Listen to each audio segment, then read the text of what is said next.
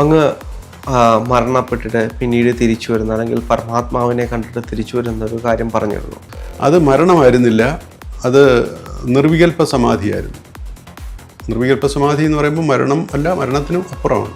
ജാലന്തര ബന്ധനം ചെയ്യുക, ഓഡ്യാന ബന്ധനം ചെയ്യുക, അതിന് മുമ്പ് ഇതിനെല്ലാം ചെയ്തതിന് മുമ്പായിട്ട് കുംഭിക്കുക, പ്രാണനെ കൊണ്ട് കുംഭിക്കുക. ആ സെൽഫിൽ ശരീരമില്ല, ശരീരം ഡിസപ്പിയേർഡ്. അതിന് കണ്ണുമില്ല, മൂക്കുമില്ല, വായുവില്ല, ഒന്നുമില്ല. മുറിച്ചെടുത്താൽ എന്തായിരിക്കും അത് തന്നെയാ സംഭവം. താമരപ്പൂവല്ല, താമരമൊട്ട്. ഇത് തന്നെയാ സംഭവം. ഞാൻ സ്വാഭാവികമായിട്ട് ഉയർന്നു പോകുന്നു. എങ്ങോട്ട് ഉയരണമെന്നൊരു ഉദ്ദേശമില്ല, ലക്ഷ്യമില്ല. ഉയർന്നോ ചരിഞ്ഞോ എനിക്ക് അറിയാൻ വയ്യ. അതിന് സൈഡും ഒന്നുമില്ലല്ലോ. ഞാൻ ഉയർന്നു പോയപ്പോൾ എവിടെ പോയി ഞാൻ ഒന്ന് മുട്ടി. ഒരു കട്ടിയുള്ള തലമായിരുന്നു, കട്ടിയുള്ള മുട്ടയുടെ തോട് പോലെ കട്ടിയുള്ള തലമായിരുന്നു. അങ്ങ് മരണപ്പെട്ടിട്ട് പിന്നീട് തിരിച്ചു വരുന്ന അല്ലെങ്കിൽ പരമാത്മാവിനെ കണ്ടിട്ട് തിരിച്ചു വരുന്ന ഒരു കാര്യം പറഞ്ഞിരുന്നു. അത് ഒന്നുകൂടെ ഒന്ന് പറയാൻ കഴിയും? അത് മരണമായിരുന്നില്ല, അത് നിർവികൽപ്പ സമാധിയായിരുന്നു. മരണത്തിന് അപ്പുറമാണ്. നിർവികൽപ്പ സമാധി എന്ന് പറയുമ്പോൾ മരണം അല്ല, മരണത്തിനും അപ്പുറമാണ്.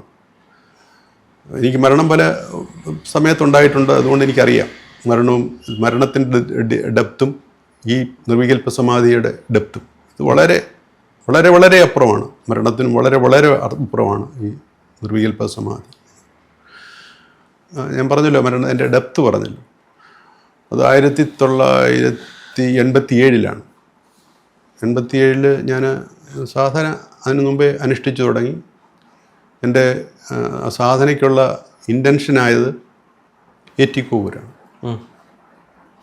ഈ നിരീശ്വരവാദ സംഘടനയുടെ ഏറ്റിക്കോവൂര് BJT ഹാളിൽ വെച്ചൊരു ഞാൻ പലപ്പോഴും അദ്ദേഹത്തിൻ്റെ ക്ലാസ് ശ്രദ്ധിച്ചിട്ടുണ്ട്, കേൾക്കാറുണ്ട്. അദ്ദേഹത്തിൻ്റെ പുസ്തകങ്ങളൊക്കെ ഇപ്പോഴും എൻ്റെ ഇരിപ്പുണ്ട്, പഠിക്കാറുണ്ട്. അപ്പോൾ അദ്ദേഹം പറഞ്ഞു, ഈ യോഗ പുസ്തകങ്ങൾ നിങ്ങൾ വായിച്ചിട്ട് ആവുന്നത്ര പ്രാക്ടീസ് ചെയ്യുക. പ്രാക്ടീസ് ചെയ്തിട്ട് ഇതൊന്നെല്ലാം നിഷ്ഫലമാണ് എന്ന് വരുത്തി തീർക്കണം. കാരണം ഒരുപാട് ആൾക്കാർ, ബുദ്ധിയുള്ളവർ ഈ ഫീൽഡിൽ ഇറങ്ങി അലയുകയും ഒന്നും കിട്ടാതെ ജീവിതം അവസാനിപ്പിക്കുകയും ചെയ്യേണ്ടി വരുന്നുണ്ട്. അതുകൊണ്ട് നിങ്ങളാൽ കഴിയുന്നത്ര ഇനിയും വരുന്ന തലമുറയെങ്കിലും രക്ഷിക്കാൻ വേണ്ടി ഈ യോഗാദി കാര്യങ്ങളിലെല്ലാം ഒന്നുമില്ലെന്നും അത് നിങ്ങൾ പ്രാക്ടീസ് ചെയ്ത് തെളിയിക്കണം. അപ്പം ഞാൻ സ്വാഭാവികമായിട്ട് ഈ പതഞ്ജലി യോഗസൂത്രമാണ് ആദ്യം മനസ്സിൽ വന്നത്. അപ്പോൾ BJT ഹാളിൽ വെച്ചാണ് ഈ പ്രസംഗം. അദ്ദേഹം ഇത് സംഭവിക്കുന്നതിന് വളരെ അദ്ദേഹം 1980 അല്ല 70 മറ്റോ അദ്ദേഹം മരിച്ചു. 70 മറ്റോ അദ്ദേഹം മരിച്ചു. അതിന് മുമ്പാണ് അദ്ദേഹം പറഞ്ഞത്. പക്ഷേ ഇതിങ്ങനെ മനസ്സിൽ കിടന്ന് പിന്നെ ഒരു അര നിരീശ്വരവാദിയും ഒരു അര ഈശ്വരവാദിയുമായിട്ടാണ് എൻ്റെ പിന്നിലുള്ള ഏതിനെയും ഞാൻ സുസൂക്ഷ്മം വീക്ഷിച്ച് അതിനകത്തെ കാര്യങ്ങൾ ചകഞ്ഞെടുക്കാൻ ശ്രമിക്കുകയാണ് എൻ്റെ പരിപാടി. അപ്പോൾ ഒരു അമ്പലമായാലും ഇനി ഒരു പഴം കിട്ടിയാലും ഇനി അതിൽ ഒരു ഫുഡ് കിട്ടിയാലും ഈ ഒരു നിരീക്ഷണ പാഠവും ഏറ്റിക്കോവൂരിൻ്റെ സംഭാവനയാണ്. അപ്പോൾ അങ്ങനെ ഏറ്റിക്കോവൂർ പറഞ്ഞത് ചുമ്മാതെ അദ്ദേഹം പറയില്ല, എന്തായാലും നോക്കിക്കളയാം എന്നും വിചാരിച്ചിട്ട് ഞാൻ കുറേ യോഗ സാധനങ്ങൾ പല പുസ്തകങ്ങൾ വായിച്ചു. ഏറ്റവും പ്രധാനമായിട്ട് നോക്കിയത് പതഞ്ജലി യോഗസൂത്രം തന്നെയാണ്. പിന്നെ ഹഠയോഗ പ്രദീപിക നോക്കിയിട്ടുണ്ട്. പിന്നെ അങ്ങനെ പല പല ആശ്രമക്കാരുടെ പുസ്തകം നോക്കിയിട്ടുണ്ട്. വിവേകാനന്ദൻ്റെ പുസ്തകം നോക്കിയിട്ടുണ്ട്. അദ്ദേഹം രാജയോഗം എന്ന് പറയുന്ന പുസ്തകവും അതിൻ്റെ അവതാരികയിൽ അദ്ദേഹം എഴുതിയിരിക്കുന്നത് വായിച്ചിട്ടുണ്ട്. രാജയോഗം പതഞ്ജലി യോഗസൂത്രം തന്നെയാണ്, അവതാരികയിൽ എഴുതിയിരിക്കുന്നത് നോക്കിയിട്ടുണ്ട്. ഇതൊക്കെ നോക്കി എങ്ങും ഒരു എത്തും പിടിയും കിട്ടില്ല. ഇത് എങ്ങനെ തുടങ്ങണം ഒരു തന്നെയാണല്ലോ, എങ്ങനെ തുടങ്ങണം. അന്ന് എനിക്ക് നല്ല പ്രാക്ടീസുള്ള സമയമാണ്. ഇതൊന്നിനും സമയവും കിട്ടുന്നില്ല. എങ്ങനെ തുടങ്ങണം, എവിടെ തുടങ്ങണം എന്നൊരു പിടിയും കിട്ടുന്നില്ല. എന്തെങ്കിലും അബദ്ധം വന്നാൽ പലരും പേടിപ്പിക്കുകയും ചെയ്യുന്നുണ്ട്. നമ്മളൊരാളോട് ചോദിച്ചു കഴിഞ്ഞാൽ പേടിപ്പിക്കും, ഭ്രാന്തായി പോവും, അല്ലെങ്കിൽ മറ്റ് വലിയ പ്രശ്നങ്ങളുണ്ടാകും. നമുക്ക് എന്താണെന്ന് പറയാൻ പറ്റാത്ത കാര്യങ്ങളാണ് നമുക്ക് സംഭവിക്കുക. ഇങ്ങനെ ഒരാളോട് ചോദിച്ചാൽ നമ്മളെ പേടിപ്പിക്കുക എന്നുള്ളതാണ് ഇതിൻ്റെ വേറൊരു പ്രശ്നം. അപ്പോൾ ഏതായാലും ഞാൻ ചെയ്യാൻ തന്നെ തീരുമാനിച്ചു. അത് പ്രധാനമായിട്ട് ഹഠയോഗ പ്രദീപികയാണ് ആശ്രയിച്ചത്. പക്ഷേ ഒരു ഒരു ഒരു ഒരു ഗുരു എഴുതിയ പുസ്തകം എന്ന നിലയിൽ വടകര സിദ്ധാശ്രമത്തിലെ സിദ്ധയോഗി എഴുതിയ ഒരു പുസ്തകമുണ്ട്. ആ പുസ്തകത്തെയാണ് ഞാൻ ആശ്രയിച്ചത്. അപ്പോൾ അതിനകത്ത് പറഞ്ഞിരിക്കുന്നത് ഈ ഹഠയോഗ പ്രദീപികയിലെ ആത്മാരാമൻ പറഞ്ഞിരിക്കുന്നതിൻ്റെ അതുപോലെ തന്നെയൊക്കെയാണ്, വലിയ വ്യത്യാസമൊന്നുമില്ല. എന്നാലും കുറേ കൂടെ സിംപ്ലിഫൈ ചെയ്ത് പുള്ളി പ്രയോഗത്തിൽ വരുത്തിയ ചില കാര്യങ്ങളാണ് പറഞ്ഞിരിക്കുന്നത്. അതായത് മൂലാധാര ബന്ധനം ചെയ്യുക, ജാലന്തര ബന്ധനം ചെയ്യുക, ഓഡ്യാന ബന്ധനം ചെയ്യുക, അതിനു മുമ്പ് ഇതിനെല്ലാം ചെയ്തതിന് മുമ്പായിട്ട് കുംഭിക്കുക, പ്രാണനെ കൊണ്ട് കുംഭിക്കുക, ഇങ്ങനെ ഇരിക്കുക. ഇതാണ് അതിൻ്റെ പ്രധാനം. പിന്നെ അതിൻ്റെ പ്രാകർമ്മമായും ഇത് കഴിഞ്ഞുള്ള കർമ്മമായിട്ടും കുറേ കാര്യങ്ങൾ പറഞ്ഞിട്ടുണ്ട്. അതെല്ലാം അതിന് ശേഷമുള്ളതാണ്. അപ്പോൾ ഇതെല്ലാം ഉൾപ്പെടെ ഈ ത്രികുംഭം എന്നാണ് അതിന് പറയുക. മൂലന്തരം ജാലന്തരം ഓഡ്യാനം ചേർത്തുള്ള കുംഭകത്തെ ത്രികുംഭകം എന്നാണ് പറയുക. ത്രികുംഭകം ചെയ്ത് പ്രാണനെ പൂരിപ്പിച്ച് ഇരുന്ന് കഴിഞ്ഞ ശേഷം അത് പല ദിവസങ്ങളിൽ ചെയ്തു. പല ദിവസങ്ങളിൽ ചെയ്ത് ഒരു 10, 15, 20 ദിവസമായി കാണും. 20 ദിവസമായി കഴിഞ്ഞപ്പോൾ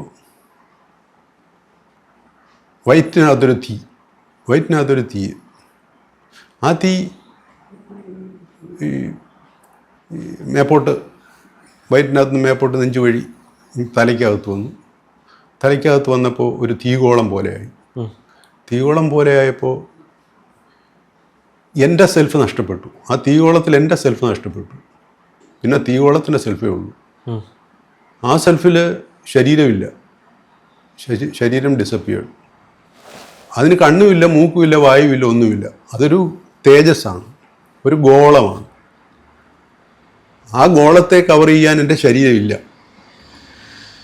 അപ്പോൾ ശരീരത്തെപ്പറ്റി ഓർമ്മയുമില്ല. ഞാൻ അവിടുന്ന്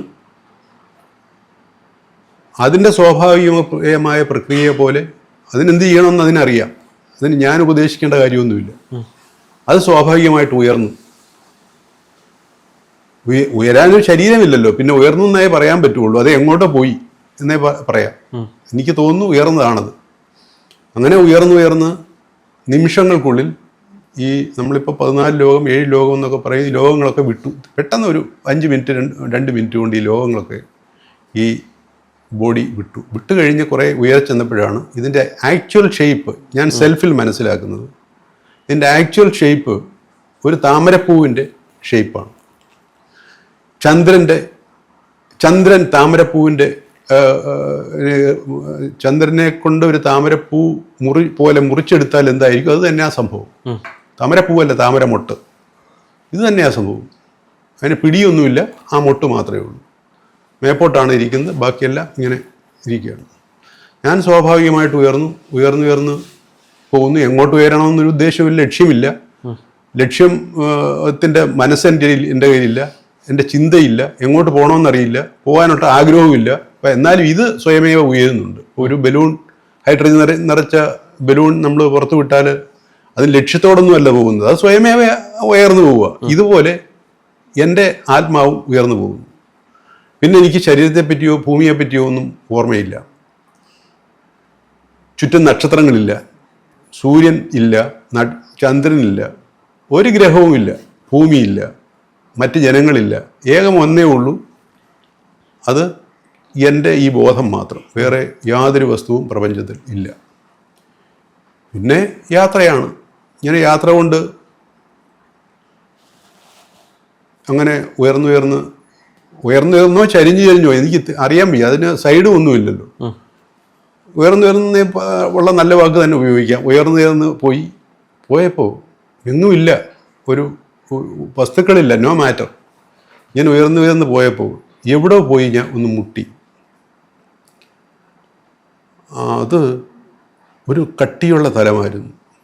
കട്ടിയുള്ള മുട്ടയുടെ തോട് പോലെ കട്ടിയുള്ള തലമായിരുന്നു. ഇത് മുട്ടിയതുമല്ല, ഈ തോടിനെ പിയേഴ്സ് ചെയ്യാൻ തുടങ്ങിയത്. ഒരു അമീബ അമീബിക് മൂവ്മെന്റ് പോലെ ഇത് അകത്തോട്ട് കയറിയിട്ട് അമീബിക് മൂവ്മെന്റ് പോലെ ഇത് അകത്തോട്ട് കയറി വികസിച്ചാണ് ഇത് അതിനകത്ത് കയറിയത്. അകത്ത് കയറി കഴിഞ്ഞപ്പോൾ അതൊരു ഹൈ ഡെൻസിറ്റി ലിക്വിഡാണ്, മുട്ടയുടെ വെള്ള പോലെ. മുട്ട കിഴിച്ചാൽ, നമ്മൾ പുറത്തുനിന്ന് കിഴിച്ചാൽ മുട്ടയുടെ വെള്ള പോലെ ഹൈ ഡെൻസിറ്റി ലിക്വിഡാണ്, ഹൈ ഡെൻസിറ്റി മാറ്ററാണ് അതിനകത്തുള്ളത്. അപ്പോൾ ഉദ്ദേശിക്കാൻ തലച്ചോറ് എനിക്കില്ല, ചിന്തയില്ല, ഒന്നുമില്ല. പിന്നെ ഏതോ വഴിയെ പോകുന്നു. അപ്പോൾ ഇത് കിഴിച്ചകത്ത് കയറി ഹൈ ഡെൻസിറ്റി ആണെന്ന് സെൻസ് ചെയ്തു. ഒന്നും കാണാനില്ല. ആ ഹൈ ഡെൻസിറ്റി ആയിട്ടുള്ള എന്തോ ഒരു വസ്തു ഉണ്ട്. അതിൽ ഉയർന്നു, വീണ്ടും ഉയരുകയാണ്.